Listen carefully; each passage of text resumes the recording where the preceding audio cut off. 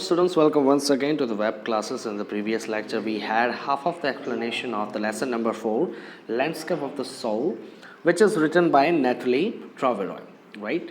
And I told you that I will let you understand about the concept of Shen Shui, right? So in China this mode of seeing a painting is more enjoyable, है ना. ये जो तरीका रहता है painting को देखने का वो काफ़ी enjoyable है.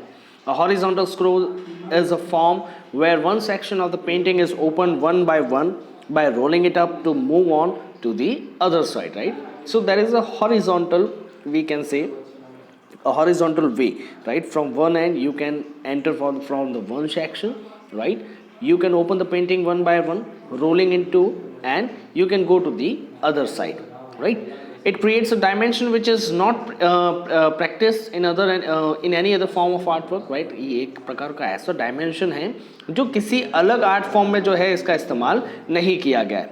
It requires both mental and physical participation of the viewer, है ना. इसमें दोनों तरीके के पार्टिसिपेशन जरूरी है, मेंटली और फिजिकली भी, right? The Chinese painter wants you to enter his mind and see the painting from his thoughts, है ना. चाइनीज पेंटर क्या चाहता है कि आप उसके दिमाग में घुसें, है ना, और वो किस विचारों से जो है इस पेंटिंग को बना रहा है उसको समझने की कोशिश करें. The landscape created by Chinese artist is spiritual, inner end of conceptual और एब्स्ट्रैक्ट स्पेस, है ना. जो लैंडस्केप बनाया जाता है किसी भी चाइनीज आर्टिस्ट के द्वारा वो स्पिरिचुअल होता है और उसके अंदर एक इनर कंसेप्ट होता है ना, एक एब्स्ट्रैक्ट स्पेस होता है, एक ऐसा स्पेस होता है जिसे हम सिर्फ महसूस कर सकते हैं, हम उसे देख नहीं सकते.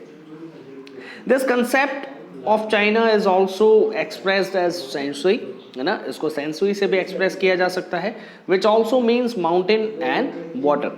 जिसका मतलब क्या होता है, माउंटेन, जिसमें अगर आप देखेंगे तो शैन का मतलब होता है माउंटेन और शुई का मतलब होता है वाटर, है ना. It is used together to represent the word landscape.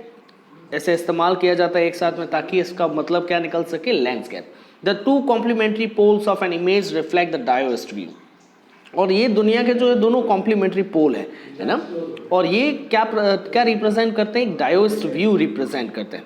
The mountain in the landscape is yang, है ना. इसको क्या कहा जाता है, जो माउंटेन है उसे कहा जाता है यांग, which means to reach vertically towards heaven. इसका मतलब क्या होता है, वर्टिकली स्वर्ग की ओर जाना. ये स्टेबल है, ये वार्म है and dry in the sun, right. Where is the water ये रहा, इसे कहा जाता है यिन, विच इज रिसेप्टिव, जो कुछ हासिल करता है, फेमिनिन, है ना, एस्पेक्ट ऑफ यूनिवर्सल एनर्जी. इसे मस्कुलिन एनर्जी कहा जाता है और ये फेमिनिन एनर्जी है, right. The Yang is an active and masculine and the opposite of yin, right. So Yang is opposite of yin. Yin is feminine and yang is masculine, right. Suppose ये हम जो है कैसे समझ सकते हैं कि मान लीजिए यांग जो है एक व्यक्ति है, एक इंसान है, दोनों ही यांग और यिन, और इसमें से ये आदमी है और ये कौन है, औरत है, राइट. सो इसे इस तरीके से समझिए कि जो आदमी है वो कैसा है, तो स्टेबल है, वार्म है, dry in the sun, right. जबकि यिन कैसी है, तो रिसेप्टिव है ना, किसी भी चीज को जो है अपनाने वाली व्यक्ति है ना. इसीलिए उसे क्या कहा जाता है, feminine.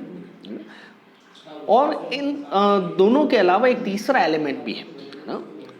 So there is a third essential element which is a middle void, which is the place where they interact, है ना. तो जैसा कि मैंने समझाया, जैसे ये यांग है और ये यिन है, राइट. इसे हम मस्कुलिन कहते हैं, इसे हम फेमिनिन कहते हैं. अब इन दोनों के अलावा एक और जो है पॉइंट यहाँ पर हमारे पास में है ना. एक और जो है तीसरा एलिमेंट है.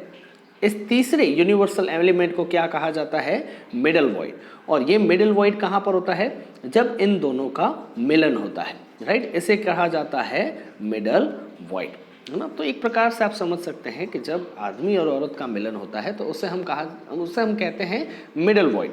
और ये मिडल वॉइड जो है हम किससे कंपेयर कर सकते हैं, तो हम उसे प्राणायाम से कंपेयर कर सकते हैं.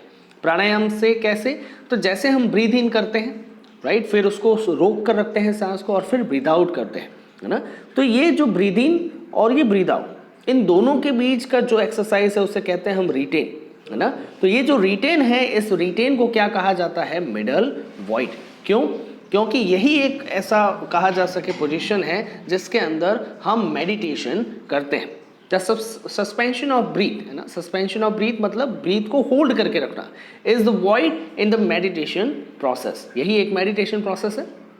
It is an essential part as nothing can happen without it, है ना, मतलब इसके मिलन के बिना कुछ भी नहीं हो सकता। अगर प्राणायाम में रिटेन ना हो, है ना, सांस अंदर लेना सांस बाहर छोड़ने, इन दोनों प्रक्रियाओं के बीच में एक और प्रक्रिया वो क्या है, सांस को रोक कर रखना, राइट, तो उसे कहा जाता है मिडल वॉइड। इसी प्रकार यांग और यिन, इन दोनों का जहां पर मिलन होता है उसे हम क्या कहते हैं, मिडल वॉइड। इसके बिना संसार में कोई भी चीज पॉसिबल नहीं है ना। Hence the white unpainted space in Chinese landscape is equally important. और इसी तरीके से जो वाइट अनपेंटेड, जो मतलब कोरा रखा जाता है, जिस स्पेस को पेंट नहीं किया जाता, उसे क्या कहा, उसे उस लैंडस्केप को जो है बहुत ही ज्यादा इंपॉर्टेंस दिया जाता है। The middle void is where a man finds an important role. Man is the channel of communication in the space between heaven and earth, which are the two poles of the universe, है ना। इस दुनिया के दो पोल हैं, एक haven और एक अर्थ। और मैन जो है वो क्या है, एक चैनल है जो अर्थ से हेवन की ओर वर्टिकली जाती है ना। मैन्स प्रेजेंस इज एसेंशियल, इंसान आदमी का होना जो है बहुत ज़रूरी है। It is not being lost और suppressed due to high peaks but he is the eye of the landscape, है ना। ऐसा नहीं है कि जो बड़े बड़े पहाड़ हैं उसकी वजह से वो खो जाए, बल्कि वही जो है उस लैंडस्केप की आँख है ना। सो आई होप आपको थोड़ा बहुत समझ में आया होगा इसे, राइट। मिलते हैं नेक्स्ट लेक्चर में, till then stay safe, stay home, thank you.